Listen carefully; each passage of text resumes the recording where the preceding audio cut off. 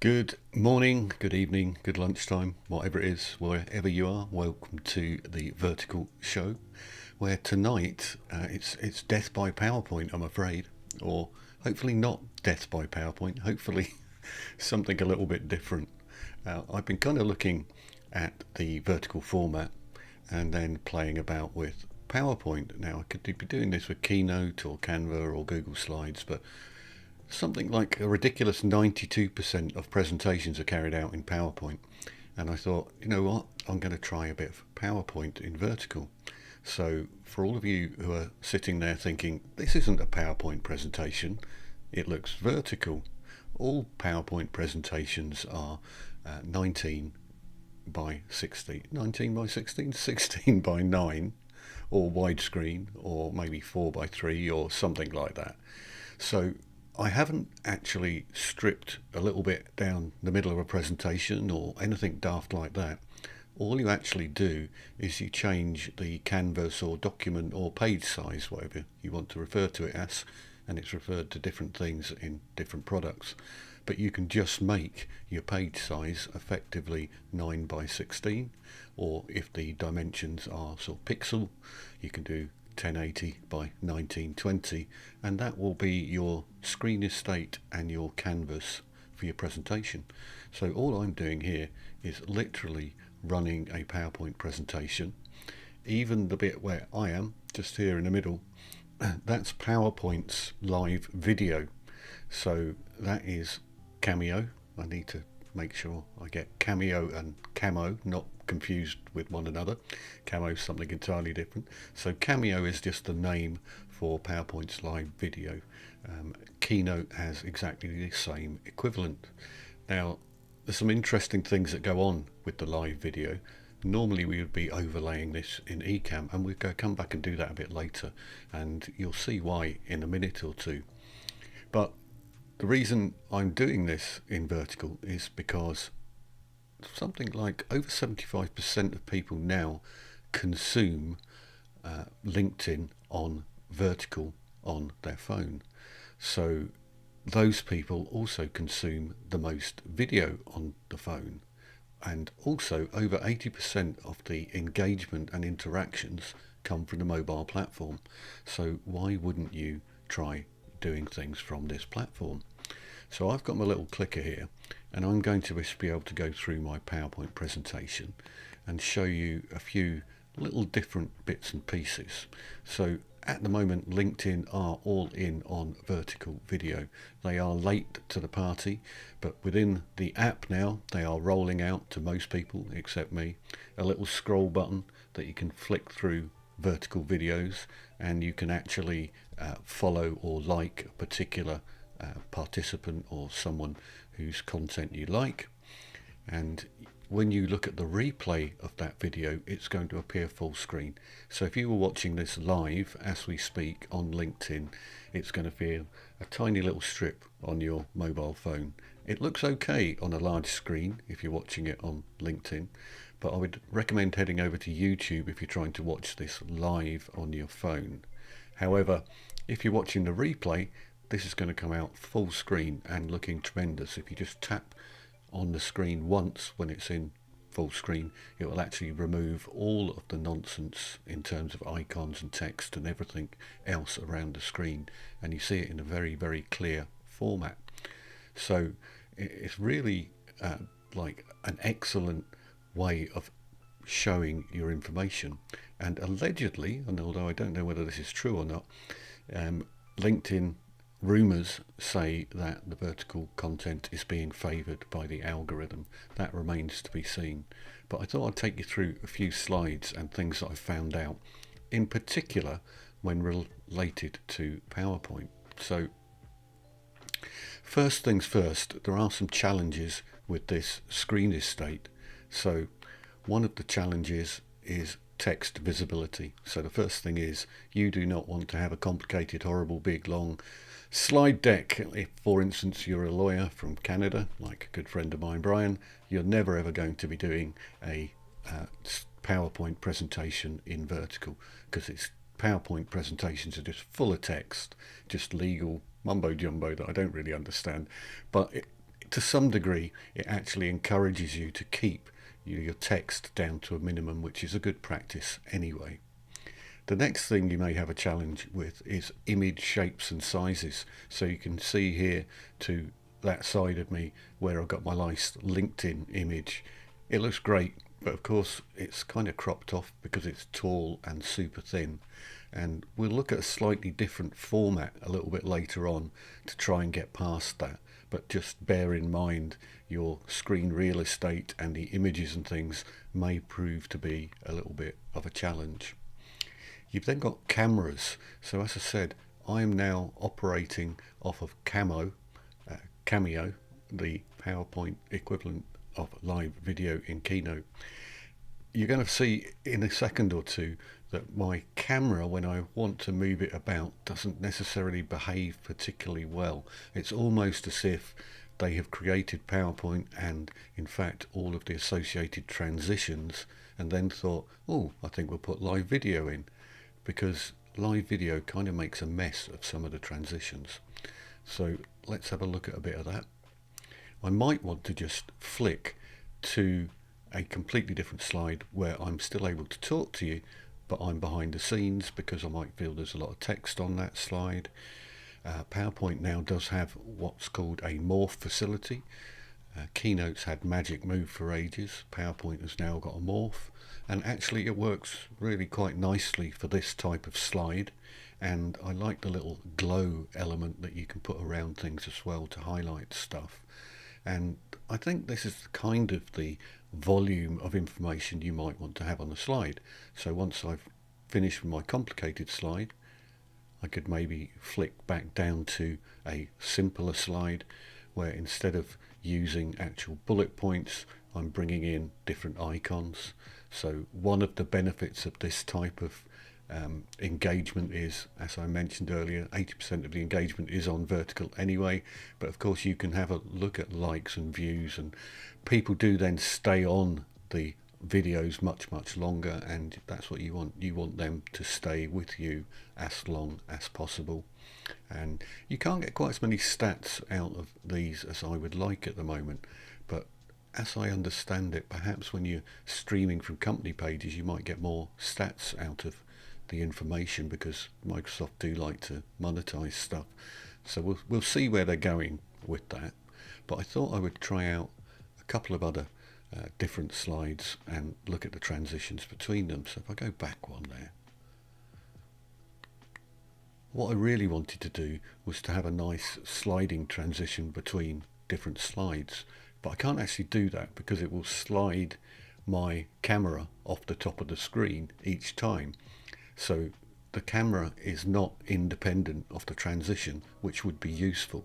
So every time I transition between two slides, if I used the normal push transition, my slide or my image would disappear off the top of the screen, reappear at the bottom of the screen every time I did a slide transition, which is just madness. It looks completely mad. So these are the challenges between cameras and transitions that I mentioned earlier on.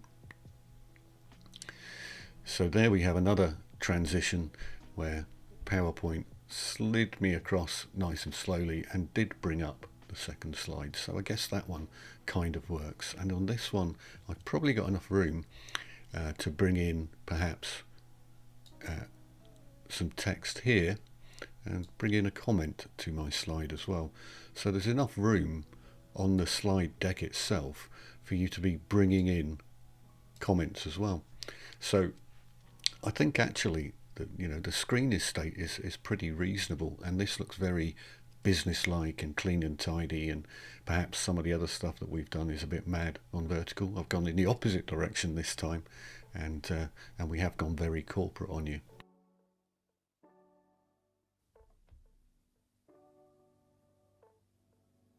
Well, hello. So this is just to let you know how we're actually doing this right now in vertical format. So we've created, or Martin has created, the overlays that you see right now in Ecamm Live, and we've set it to the 9:16. And we are on a Zoom call, so we're using Ecamm Live for Zoom. And with that, we can obviously bring in various guests and cameras. I'm actually a guest in Martin's production right now, and he's basically bringing me in as a camera source into Ecamm. So on the left hand side here, you can see the Ecamm camera placeholders are being added as and when guests come in, like myself. And we're actually pushing this stream out using Restream. Now we could do it via Ecamm Live, but we choose Restream just because of my internet connection and so on. So from Restream, we're actually pushing to my LinkedIn channel, Martin's LinkedIn channel, YouTube, and so on. So that gives us a good sort of varied view of where we're pushing all these various streams to. Now Ecamm Live has multi-streaming capability as well, so technically we could do that. But the thing that Restream offers is something called Restream pairing, which allows me to send the feed to Martin's channel and piggyback that. So anybody with a free Restream account can be added to somebody who has an actual paid for account, which allows people then, like myself, to push the streams out to various channels. So the guests, for example, if you bring them on your show, could also have a Restream paired channel as well. So that means you can, socialize and push out the stream to various other places, and it's all free using Restream's paired service, as long as one person who's actually hosting the stream, me in this case, is actually going to have a live and paid for account, which allows me to do that type of workflow. So Martin is currently going to be showing you a second variation of the presentation. And it is interesting that PowerPoint, I didn't realize that statistic, is still the most widely used PowerPoint software out there, even though there is free software and so on. So we'll just be waiting to see what Martin shows us next. But you can see just from this format, there is definite capability in the vertical slideshow that you can get really decent looking graphics, and it isn't too difficult to read even on a phone. So as a corporate entity, you could potentially push out your messages here on the vertical format and let things look really nice. So we'll just wait for Martin to push the next button, and here he is. Well, here we are. We both are. As if by magic. Yeah, just by magic. So I think I peaked a little bit soon on that last deck. I think there's about half a dozen slides still to show you. So we'll run through this one, and maybe we can go back to that deck, because I pressed the wrong button, everybody. Okay. It's all right. I pressed to go forward a sleen rather than forward a slide. So we ended up in the wrong position. But we can go back and still do a comparison. So in that last scene that we had set up, we were full screen, covering the whole 9:16 area. This time round, what I've done is I've created another PowerPoint deck, but this deck is actually a sort of shorter, fatter format, so it's 3:4 in format, and I find actually it's a little bit more usable. And both myself and Neil are now on Ecamm, and I'll go back and show you just how bad some of the transitions are with live video in PowerPoint a little bit later, after we've done our bit here. But let me show you some smoother looking transitions, hopefully. So I could be sitting here, and we could be doing this presentation, and I could say, well, actually, I think Neil should be handling this part of the presentation. So we would slide over to Neil, and then we could say, hey, I think maybe we should both talk about this bit, and we can slide in and out very nicely in Ecamm. Now, what I've found with PowerPoint is it freezes the video when it's doing the transition. So you get this effect where you're sitting still, and maybe your head's like this, and then it does the transition. Suddenly your head moves in the wrong direction, and it looks terrible. So I'll demonstrate that to you a little bit later. But we've got some slides going on in our slide deck here, and what I'm interested to see really is, once we've got the slides in the slide deck, how much is too information, how much is too little information, what can you see, what looks good. So here we've got a very small amount of information, but some big graphics on the actual deck, and ways around having a lot of information on the deck are, we've got a few alternatives with Ecamm as well that are not there with the PowerPoint software.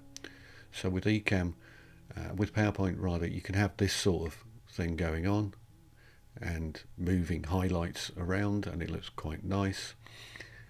But what we can also do is maybe get too much information on the slide at one time. So if we had that situation, then what we can just do is make the slide bigger, and then we can disappear behind the scenes but still be talking through the different elements on the slide.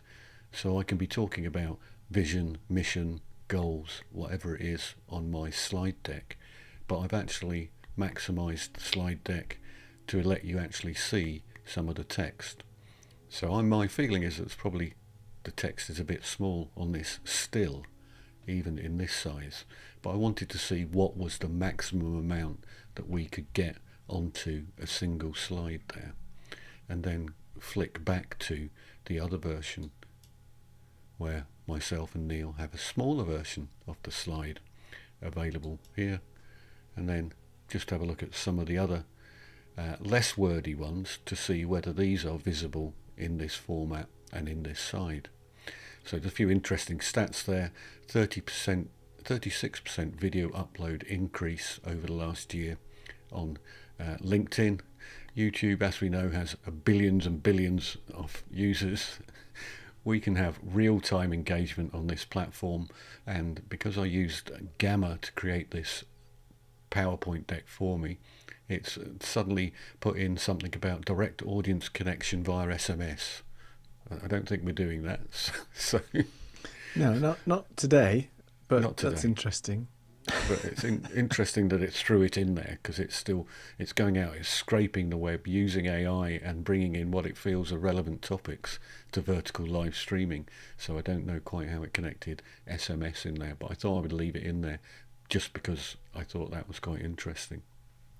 So can I ask you just a quick question? Sure. Just on this slide, just real quick. So you created this in PowerPoint or Gamma, or you used a mixture of both to create this specific format? Because it is interesting that you can create this formatted presentation in this size and then either use that in Gamma or PowerPoint. I didn't realize that they had all these different formats that you could use specifically for, where you want to fit it within the screen, for example.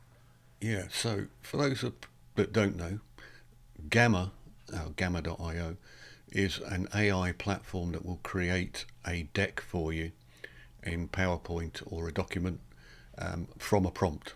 So you can give it preferably a sophisticated prompt and then tell it what sort of format that you want your deck to be in. So you can say, give me some modern clean images that are photo-like, which is what I've done here. Otherwise it tends to bring in AI generated images that look like they're from Star Wars or from Disney, or something a bit odd and not particularly applicable in the corporate world. So you can ask it what you want, and then you could choose a whole bunch of styles and then play about with the cards and things like that for different formats in the same way you can do on a normal PowerPoint deck. Picture plus title plus bullet points or whatever. So there's a lot of those to choose from, including some very nice ones. So that's what I did here.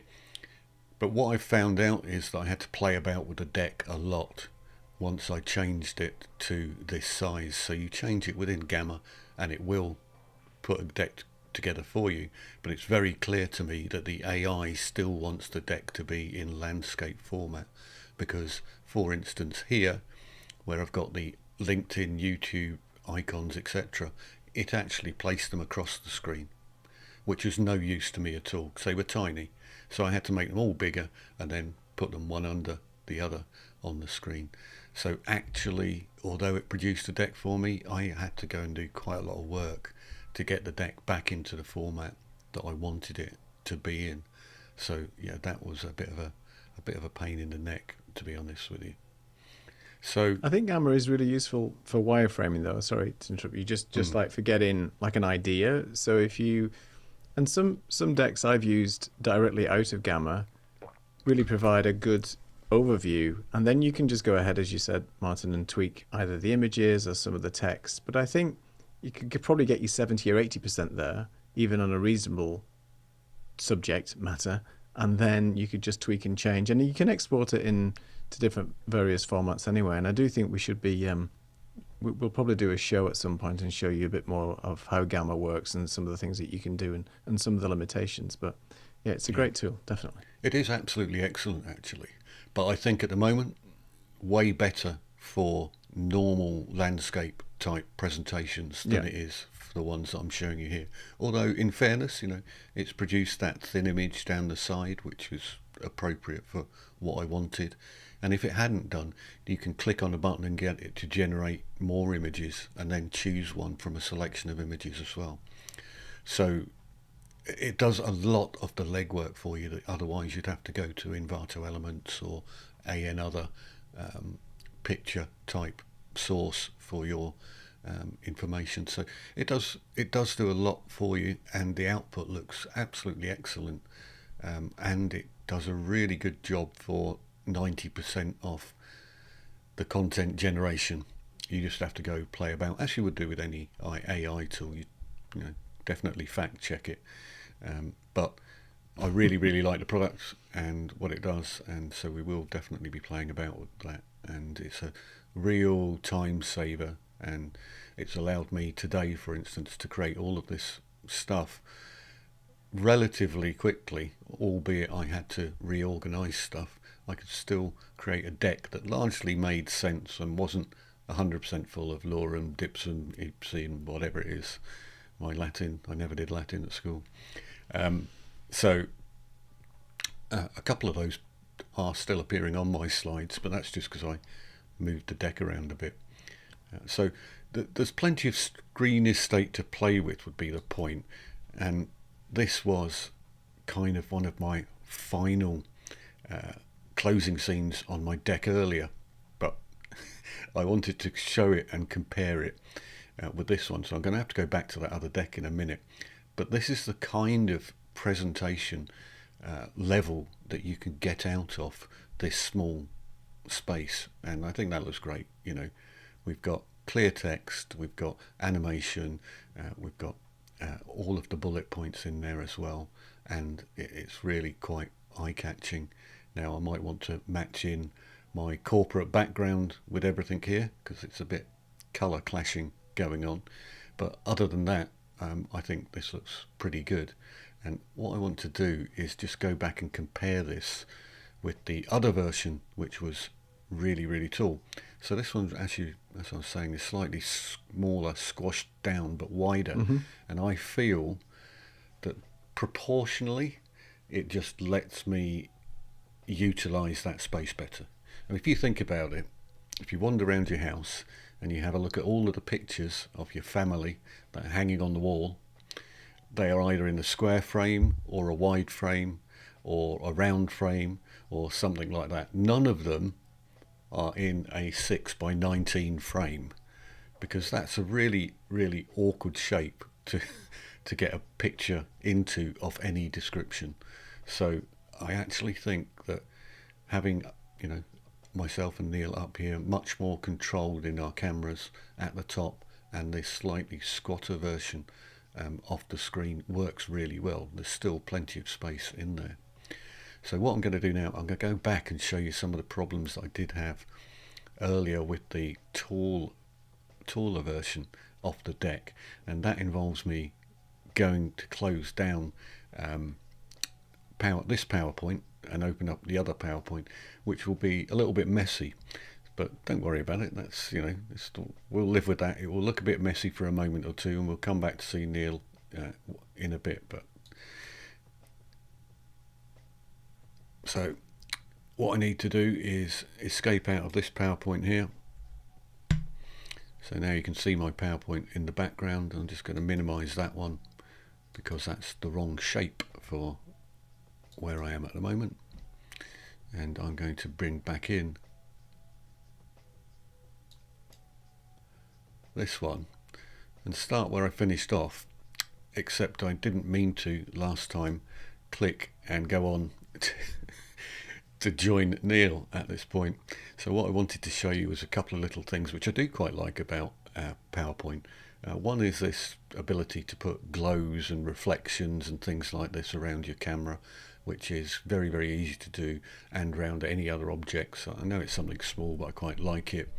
As Mac users, we're always rubbishing PowerPoint for not being particularly good with transitions, etc. But they have actually got some quite nice ones for bringing in objects. So Keynote has a similar fade and move one as that. This one kind of spins things in. Now that doesn't exist on Keynote as a transition. I don't know that I really care, but it's just an interesting transition. I could probably think of some use for it occasionally. Then we have some wipe type transitions which are quite nice too. And then another one which I thought was interesting was this one here. Now if I go back on that letter, that question mark, it kind of rolls in and reveals, which I think that could be quite nice on a picture actually, but I would have to play about with those. PowerPoint isn't really my wheelhouse. I'm normally playing around in Keynote, and in fact the little video that you saw Neil talking over earlier on, that's a Keynote presentation that I just did a little recording of.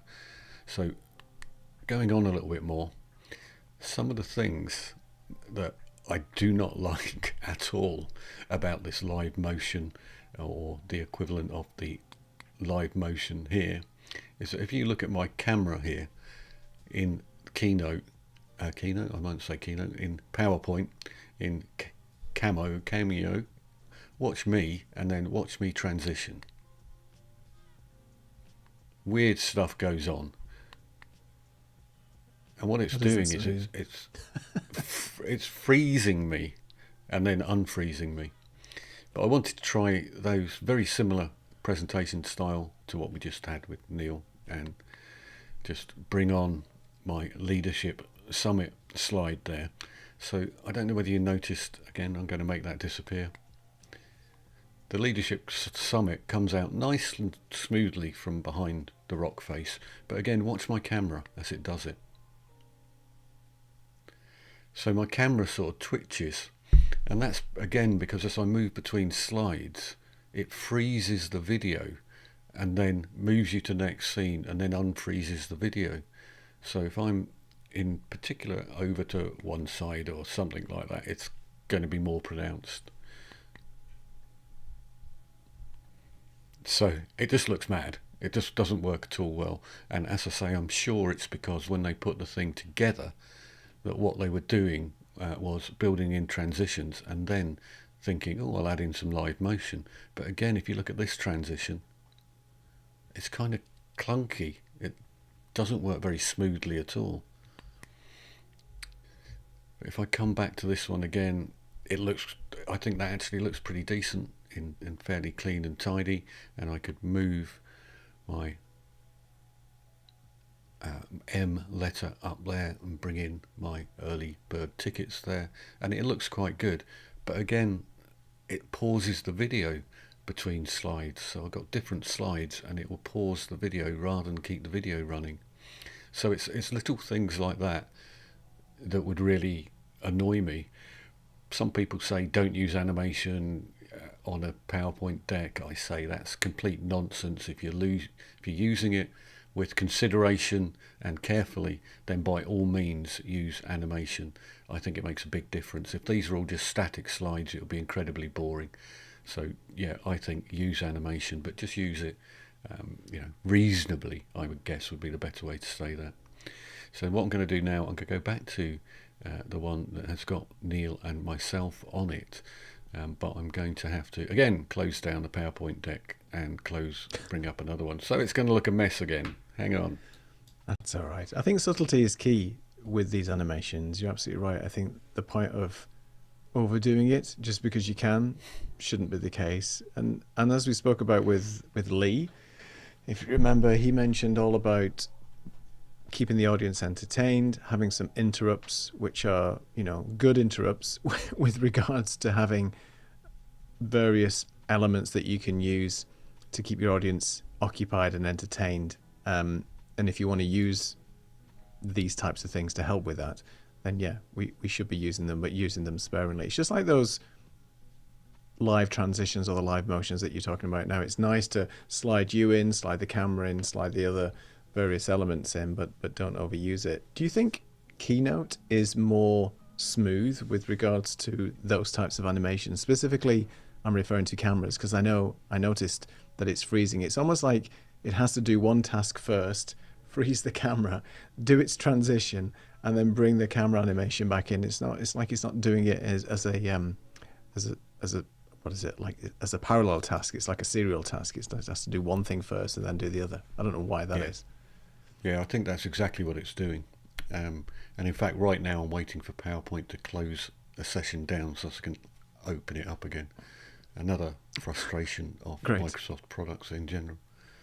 So it's spinning away. I think it is actually doing something. It's just taking forever to do it. It's just taking its time. But you're right. What it's doing is doing things sequentially. So it says, oh, I've got a live motion or a whatever they call it, a morph in PowerPoint to do. And what it does, it says camera A, right, I need to move it over here. So it does the calculations for what it needs to do with the camera itself.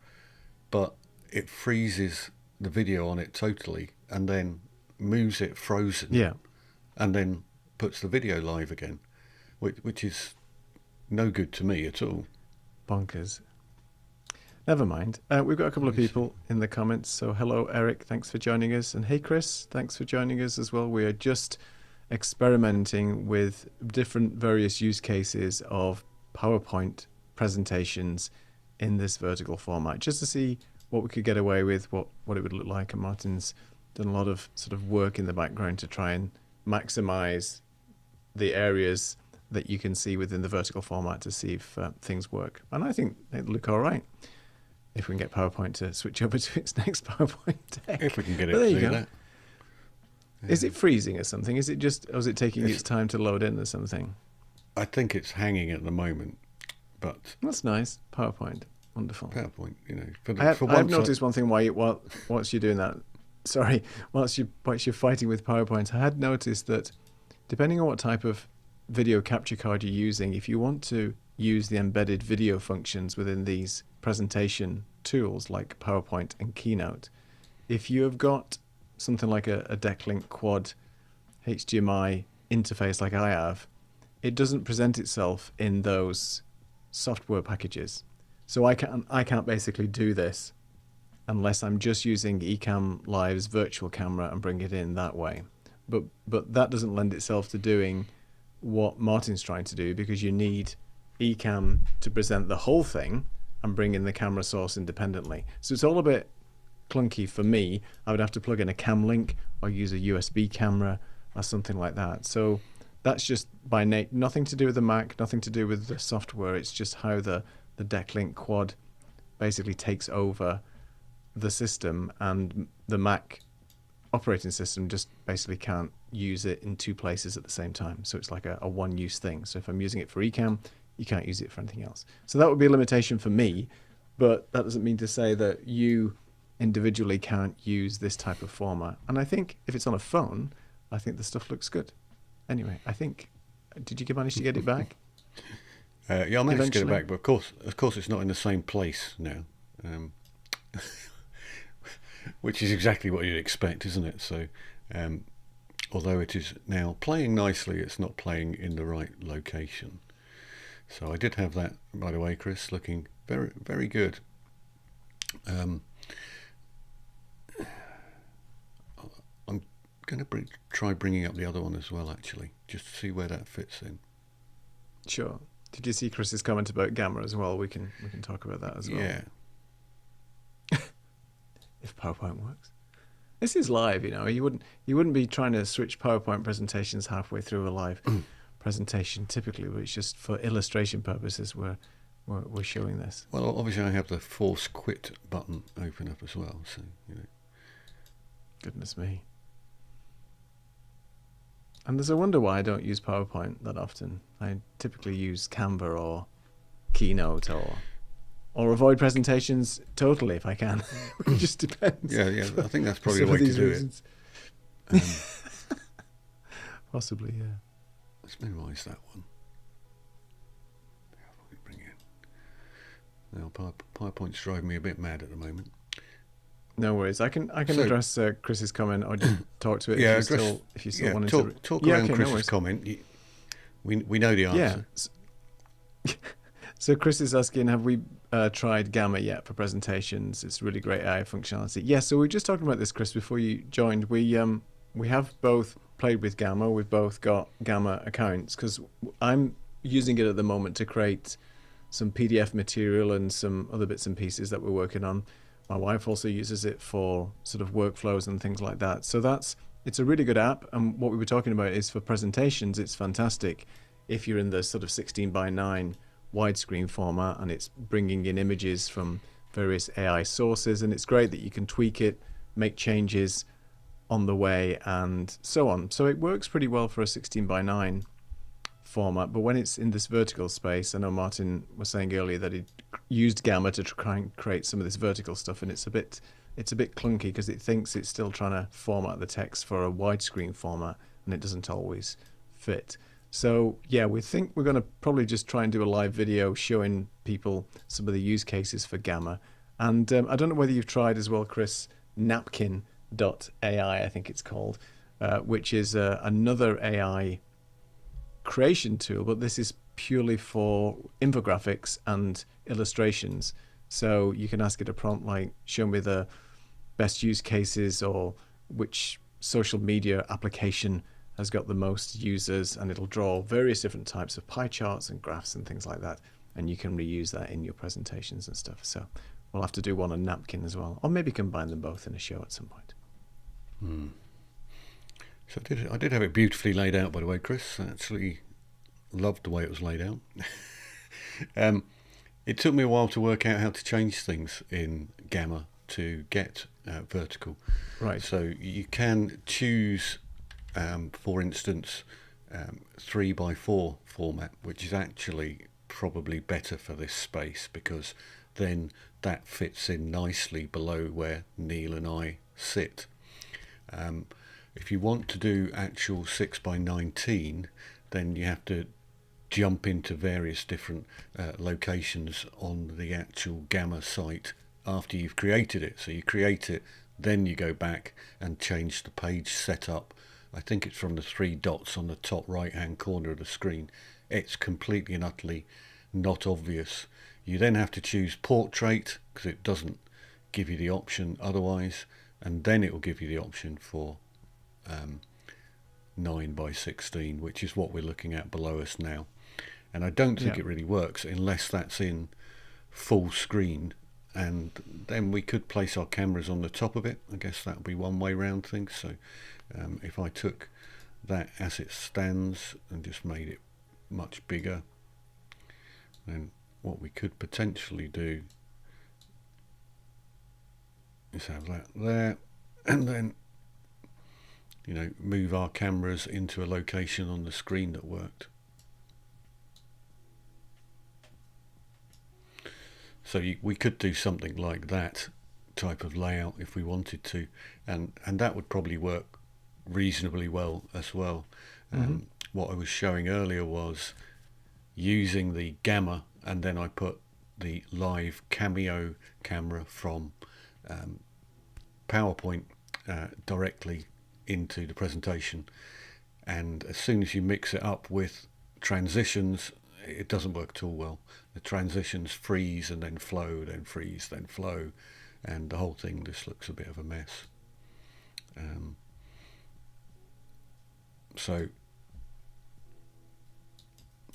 And because PowerPoint has done all sorts of weird things to me, it's also hidden various eCam windows for me. Why wouldn't it? So let me bring back my scenes window so that I can actually change to another scene now.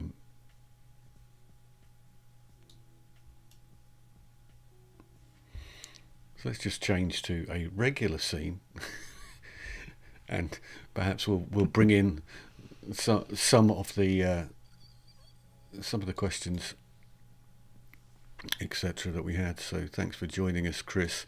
If you rewind on the show, you will see me making PowerPoint actually look quite cool.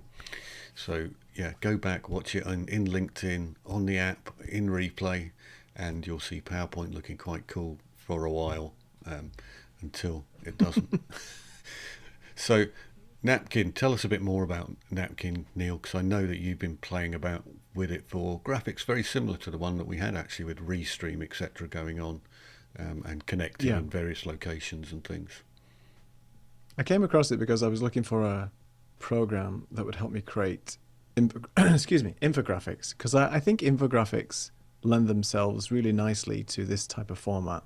A lot of infographics back in the day were very vertical centric, and I thought, there must be something out there. I wasn't getting much joy with ChatGPT or Midjourney. Midjourney is really great for creating sort of fictitious AI images, but when it comes to sort of actual content that you want to display, then it wasn't great. So a previous live stream that I did, I wanted a very simple sort of overview to show the pros and cons of the various social media platforms, because if you remember, I was trying to find out which platform I should be going on, and that's not really worked out as well as I expected, but that's another story altogether.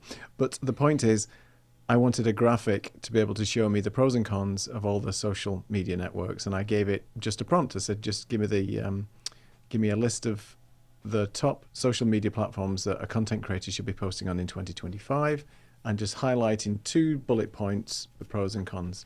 So you just put this prompt into Napkin, similar to what you do with Gamma or other tools, and it will actually spit out, I think, 8 or 9 different visualization styles of how to present that factual information. So as you know, with statistics, there's lots of different ways of showing it: pie charts, pyramid charts, bar chart, whatever it might be. And what's really good about Napkin is once it's created and built these various visualizations, you can basically pick from, I think it's about 8 or 9 per section. So there's 8 or 9 variations of a pie chart, 8 or 9 variations of a bar chart, whatever it might be. Then you can go in and edit all those individually if you want. You can tweak the text, you can move things around. So it's quite fluid in the respect that once it's created it, it's not just a rigid layout with just one standard font or something like that. You can import your own fonts. You can do so many things with it and tweak it, and they've just introduced a few more features now. So it's free as well, which I forgot to mention, that right now, because Napkin is in beta, it's completely 100% free. Now, Gamma is free, but it's limited to, I think, 4 or 6 slides, something like that, and then it has watermarks on it, something like that. Yeah. 8, yeah. 8 slides. So you can have 8 slides, which is enough. It's enough, but you're limited to the number of generations that you can do as well. Right, so, that's right, actually, for graphics.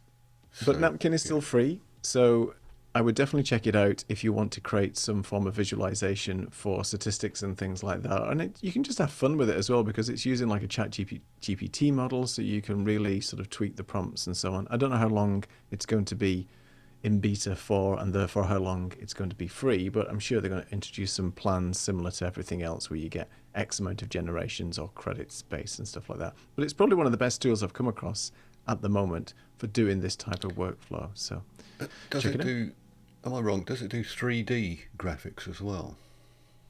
Some 3D elements to it, I think, and I'm sure they've just added some more. We're definitely going to have to do a live play around with these. Maybe you can take Gamma, I'll take Napkin, show people a few bits and pieces and how they work. But yeah, it's interesting. I think it's becoming easier to create nice presentations. I was going to ask you, does PowerPoint and things like that? But let's answer this question first. Sorry. Yeah, let's just answer this question from Eric first. In Keynote, you can adjust the resolution of the presentation to 916. Display it in Ecamm, it should work without any problems. Yes, you're entirely right, Eric, it does.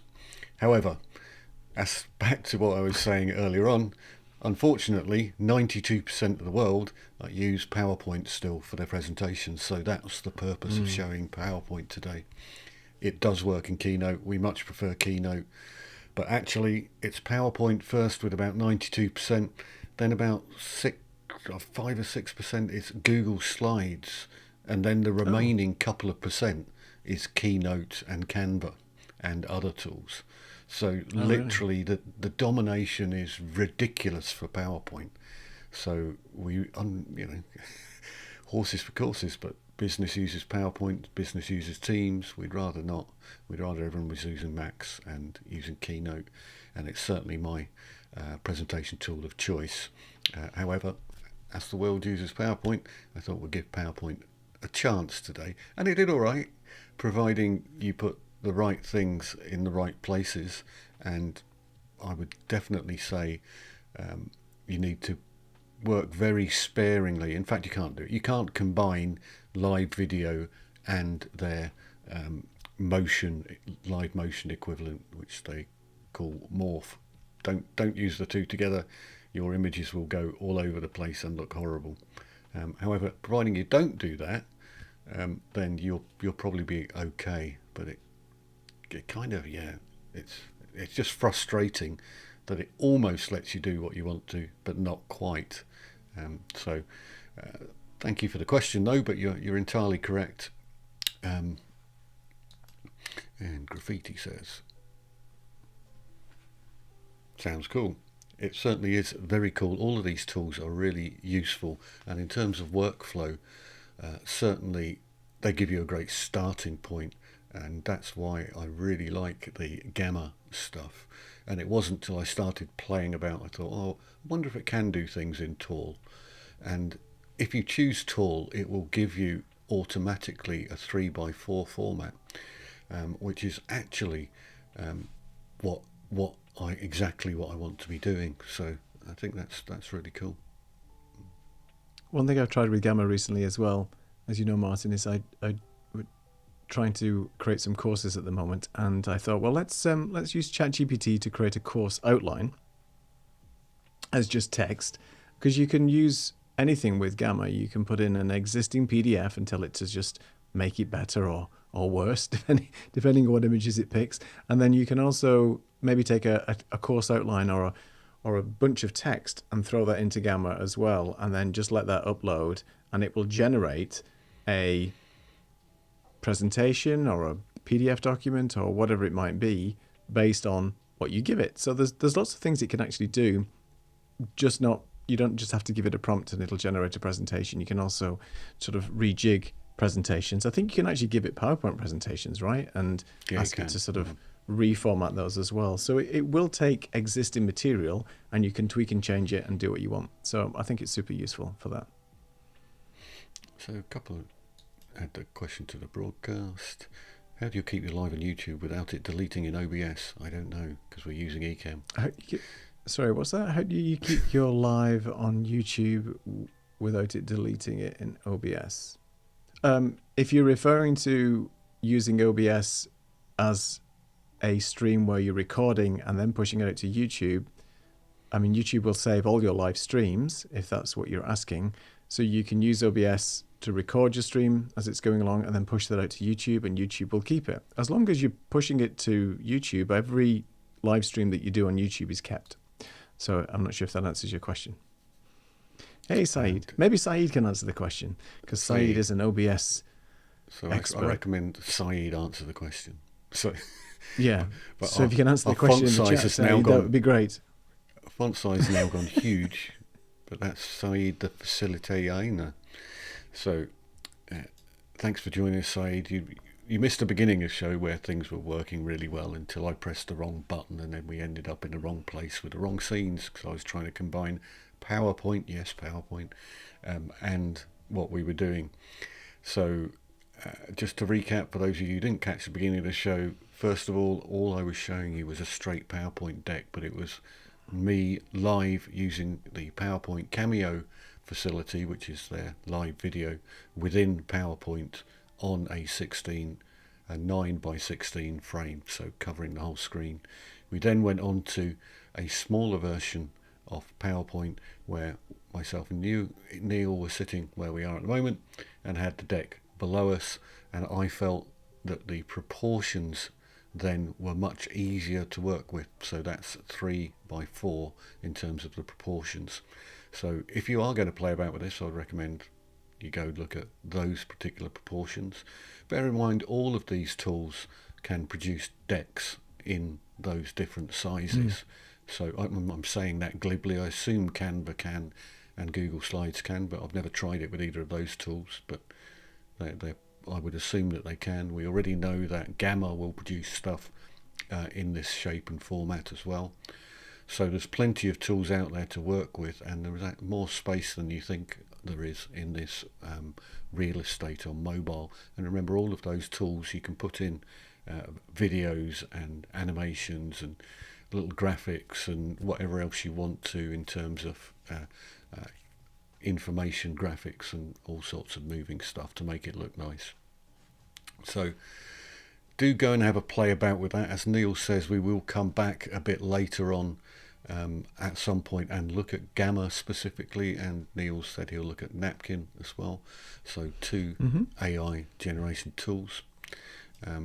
What we'd also really appreciate it if those of you who are watching, I know some of you already have, thank you Chris and Saeed, if anyone's watching and you've not already subscribed to the Go Live Now company page on LinkedIn, go and look me up, Martin McKenna in Edinburgh, and you'll find me on LinkedIn. I'm easy to find on LinkedIn. If you then click on that company page for Go Live Now, that would be great if you could just follow us on there.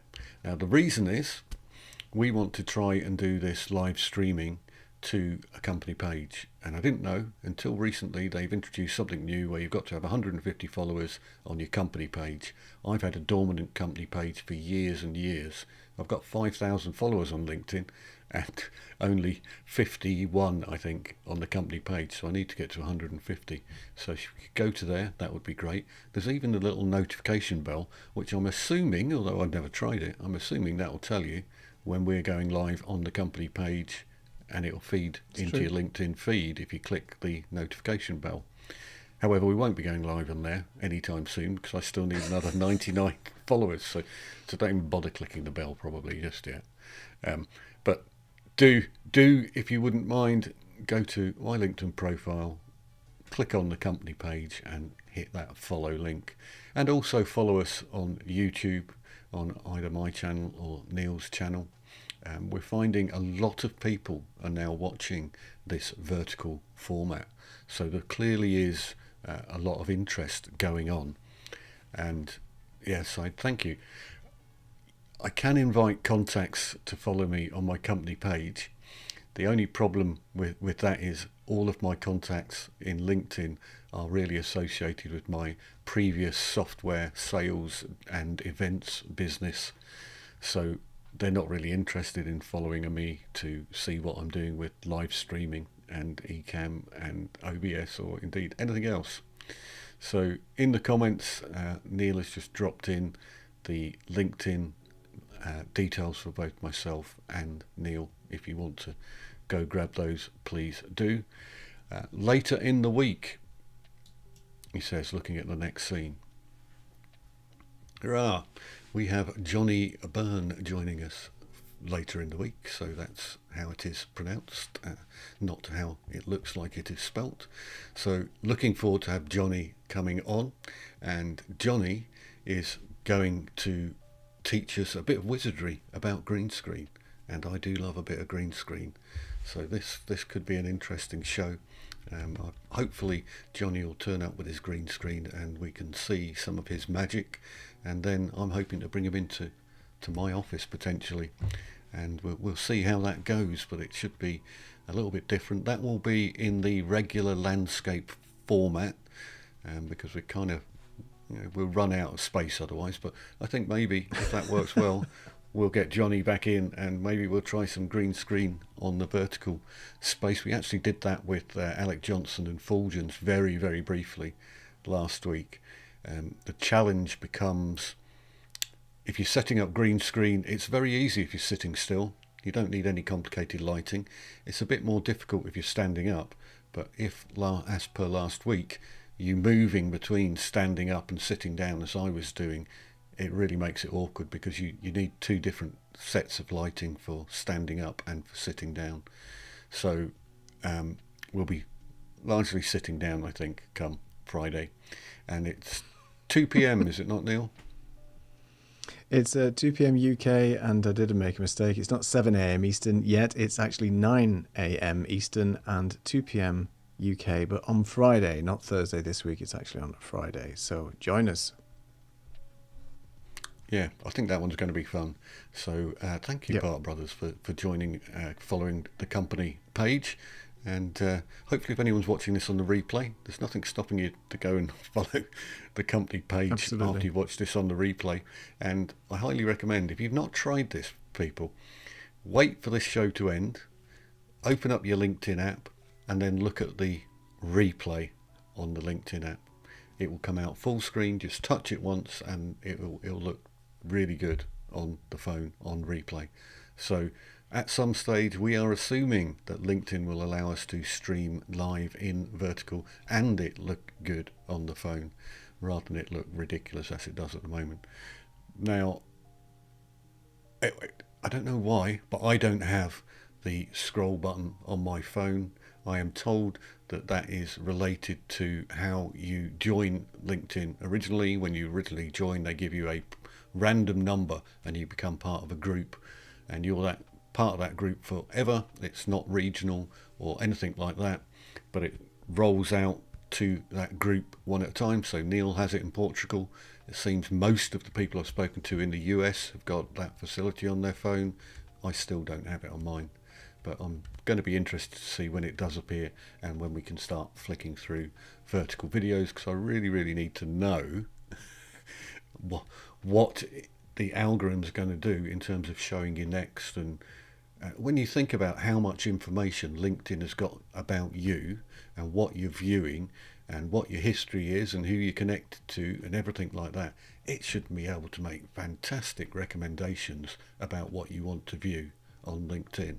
So I'm kind of assuming, because Microsoft's got all this AI stuff in the background, sometime, maybe someone from Microsoft, being as they own LinkedIn, might speak to people at LinkedIn and say, oh, we've got some great AI algorithms that you might want to be using to help people locate video content that is appropriate for their particular job role or location or whatever it happens to be. So many factors that you could direct video to. So we'll have a chat about that at some point in the future, but I think more or less that's us done an hour for today, even though I pressed the wrong buttons halfway through and messed things up. For those of you who didn't see that, go back, watch the beginning on the replay. It's been good. So from that, I'm going to say cheerio from Edinburgh. And goodbye from Portugal. See you on Friday. Later, folks. Bye-bye.